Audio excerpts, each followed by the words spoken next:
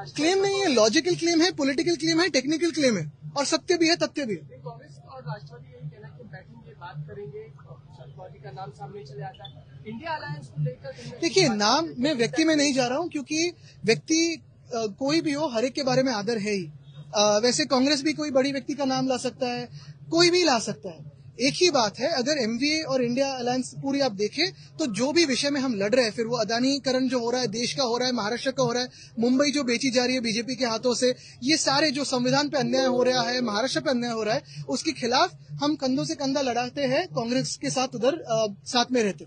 आप अगर देखें, बात करें तो फिर आंकड़ों के हिसाब से जाओ, या फिर जो भी एमवीए का ये होता है, प्रोसेस होता है, उससे हमारा ही दावा है। और 2020 में ऐसे ही हमने एनसीपी को एक बार तो की, हमारी सीट अदा की है, और तब फौजिया खान जी जीत के आई थी, लेकिन 2022 में हमारे नहीं आए थे। तो इस बार हमारा दावा है और हमारा दावा पक्का है। पर आता अगर मगर में बात नहीं है, अभी हमारा दावा है। देखिए, मैं वापस कहता हूं कि अगर मगर की बात ही। आज अधिवेशनामध्ये एक महत्वाचा मुद्दा मी जनतेसमोर आणलेला आहे, मंत्री महोदयांना विचारलेला आहे की आपल्या सर्वांनाच माहिती आहे, काही दिवसापूर्वी राज्याचे जे काही स्टेट वाईल्ड लाईफ बोर्ड आहे, तिथे घोडाझरी आणि ताडोबांधारी हे जे दोन वाईल्ड लाईफ सँक्च्युरीज आहेत किंवा टायगर रिझर्व्ह आहेत, टायगर कॉरिडॉर आहे, इथे ह्याच राज्य सरकारनी, भाजपच्या राज्य सरकारनी तिथे खणीकरण ह्याच्यासाठी परवाने दिलेले आहेत, परवानगी दिलेली आहे। आणि आता हे दोन्ही प्रस्ताव हे केंद्राकडे पाठवलेले आहेत। केंद्रीय मंत्र्यांकडे तर मी लिहिलेलंच आहे, त्यांना पत्र लिहिलेलं आहे की हे आपण रोकावं। मरकी मंगली 2 हे जे ताडोबा अंधारीमध्ये जी खाण आहे, त्याला स्थगिती मी मंत्री म्हणून दिली होती, कारण कुठेही आपण पाहतो जंगलांचा विनाश करायला भाजप पुढे मागे पाहत नाही, आणि मग ही सगळे जेव्हा वन्य प्राणी आपल्या शहरांमध्ये येऊ लागतात किंवा किंबहुना शहरं त्या जंगलांमध्ये जायला लागतात, तेव्हा मग जे काही एक गोंधळ उधळतो तो ह्यांच्याचमुळे होतो, ह्याच सगळ्या कारभारामुळे उधळतो। आत्ताच अधिवेशनात मी प्रश्न विचारल्यानंतर मला मंत्री महोदयांनी ही माहिती दिलेली आहे की एक सुमोटो केस पण तिथे चालू झालेली आहे त्याच प्रकरणावर, आणि कुठचीही जागा कोणाला दिलेली नाहीये, पण मी तरीही त्यांना विनंती केली आहे की हा परवाना रद्द करावा आणि वनमंत्री म्हणून त्यांचं जे कर्तव्य आहे, वनाचं रक्षण, ते त्यांनी पूर्ण करावं। मुंबई महानगरपालिका नाही करा। दुसरीकडे आपण जर मुंबईतलं वातावरण पाहायला गेलं तर प्रदूषण मोठ्या प्रमाणात वाढलेली AQI जो आहे हा दिवसेंदिवस खालावत जातोय। त्याच्या बाबतीत काँग्रेसचे अनेक आमदार आंदोलनं करतायत, रोज मास्क लावून ते मुद्दे हातात घेत आहेत। मला वाटतं आता मास्क लावून उपयोग नाहीये। AQI कमी करायचं असेल तर राज्य सरकार असो किंवा मुंबई महानगरपालिका असो, त्यांच्यासमोर जे परदेशी VIP व्हिजिटर्स येतात त्यांचा मास्क लावून आला पाहिजे। ते दिसले की बरोबर हे सगळं कन्स्ट्रक्शनवर बंदी आणतात आणि AQI सुधारतो। सांगण्याचा मुद्दा हाच, जर VIP व्हिजिट होत असताना ट्रॅफिकची परिस्थिती सुधारू शकते, VIP व्हिजिट होत असताना जर आपण पाहतो रस्त्यांची रंगरंगोटी होऊ शकते, VIP व्हिजिट होत असताना हवा जी आहे ती थोडी सुधारू शकते, प्रदूषण कमी होऊ शकतं, कन्स्ट्रक्शन ते पूर्ण जरा नियमित करू शकतात, मग हे सामान्य नागरिकांसाठी किंवा मुंबईकरांसाठी का नाही होऊ शकत? आणि हाच प्रश्न मी काल पण उपस्थित केला होता। आपल्याला माहिती आहे, सोशल मीडियाच्या माध्यमातून मी व्यक्त झालो। मुंबई महानगरपालिका आयुक्तांना सांगितलं की असं विचार करा की कोणीतरी VVIP व्हिजिटर येतात, मग मॅक्रॉन असो किंवा जगभरातले कोणी असो, आणि आता तरी जे शहरामध्ये प्रायव्हेट कन्स्ट्रक्शन असो किंबहुना मग आता जे काही बाकीचं कन्स्ट्रक्शन असो, त्याला 1 आठवडा स्थगिती द्या, हवामान सुधारू द्या, आणि ह्या सगळ्या बांधकामाला तुम्ही एक वेळापत्रक लावलं पाहिजे, जेणेकरून कुठचं बांधकाम कधी झालं पाहिजे, म्हणजे सकाळी 6 ते रात्री 10 हे तर आहेच, पण त्याच्याही पुढे जाऊन कुठच्या वॉर्डमध्ये कधी काम झालं पाहिजे, म्हणजे सगळंच काम एका वेळी होत नाही। आणि मुंबईत सगळीकडे जसं एक धूर दिसतोय, आपल्याला मास्क लावावं लागतोय, तो लागू देणार नाही। आज महापालिकेचा पूरा मराठी होणे तो फिर हिंदी महापालिकेचा अर्थसंकल्प मांडण्यात आला आणि त्याच्यामध्ये साधारणतः 10,948 कोटी राज्य शासनाकडनं थकबाकी जी आहे ही येणं महापालिकेची राहिलेली आहे। आता राज्य सरकारला थकबाकी केंद्र सरकारची आहे, केंद्र सरकारकडून अनेक पैसे येणं बाकी आहेत, आणि जे काही पैसे महानगरपालिकेचे असतील, नुसतं मुंबई महानगरपालिका नाही तर बाकी सगळ्या महानगरपालिकात, नगरपालिकात, ते देणं या राज्य सरकारने त्यांना देणं लागतंच। कारण शेवटी जर आपण पाहाल तर ह्या स्थानिक स्वराज्य संस्था ज्या असतात त्या लोकांमधून निवडून आलेले लोकप्रतिनिधी चालवत असतात। लोकांचे जे गटर वॉटर मीटरचे प्रश्न असतात ते सोडवत असतात, आणि ह्या प्रश्नांसाठी हे देणं फार महत्वाचं आहे। उदाहरणतः जर आपण पाहिलं तर माझी ही नेहमीच मागणी राहिलेली आहे, आणि मंत्री असताना, या सरकारमध्ये असताना ह्याच्यावर काम देखील होतं की मुंबई महानगरपालिकेच्या माध्यमातून BST सारख्या संस्थेला तुम्ही पाठबळ देणं गरजेचंच आहे। दर हे कमीच झाले पाहिजेत, फ्लॅट फेअर्सच असायला पाहिजेत, बसेस वाढल्या पाहिजेत, रांगा कमी झाल्या पाहिजेत, पण हे सरकार मग भाजपचं असो किंवा आता त्यांचं महानगरपालिकेतले महापौर असो, त्यांना एकच करायचं आहे, सगळं प्रायव्हेट कॉन्ट्रॅक्टरच्या हाती द्यायचं आहे, बीएसटीला संपून टाकायचं.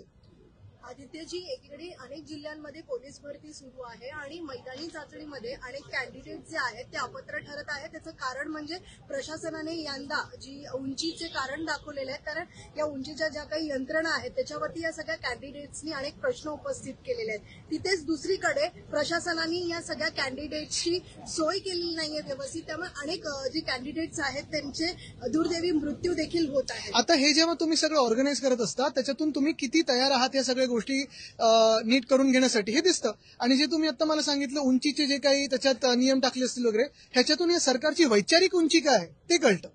आदित्य जी, अंधेरी वेस्ट में आरटीओ ऑफिस है जिसका टेस्टिंग ट्रैक जो मोटर्स व्हीकल्स का जी। होता है वो अडानी वहाँ पे कंस्ट्रक्शन कर रहा है और हाई कोर्ट के बार बार आदेश के बाद कि उसको टेस्टिंग ट्रैक को न कवर किया जाए, फिर भी उसके ऊपर अडानी बिल्डिंग खड़ा कर रहा है. आखिरकार मुंबई में टेस्टिंग अगर ट्रैक नहीं रहा तो मोटर व्हीकल्स का जो टेस्टिंग सर्टिफिकेट है वो कहाँ से मिलेगा? नहीं, अभी देश भी हो, सरकार भी हो, और शायद अभी टेस्टिंग ट्रैक बंद होने के बाद गाड़ी भी हो, अदानी ग्रुप ही चलाएगा. लेकिन जिस चीज का भ्रष्टाचार आज के 10 साल पहले उजागर किया गया था, छगन भुजबल जी जेल गए, उसके बाद कई हत्यारी जेल गए, लेकिन वो भ्रष्टाचार अब हो रहा है. अंधेरी आरटीओ ऑफिस घोटाला वो अब किया जा रहा है और बार बार हाई कोर्ट उस पर रोक लगा रही है कि इस घोटाले का.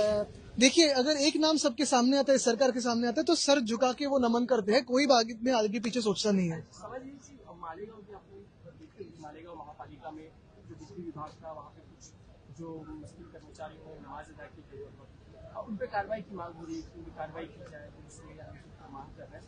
बीजेपी एक है. एक ही बात कहना चाहता हूँ, ये पूरी न्यूज मैंने देखी नहीं है, लेकिन यही है, देश में असली विषय कौन से है और ये सारे विषय कौन से बनाए जा रहे हैं.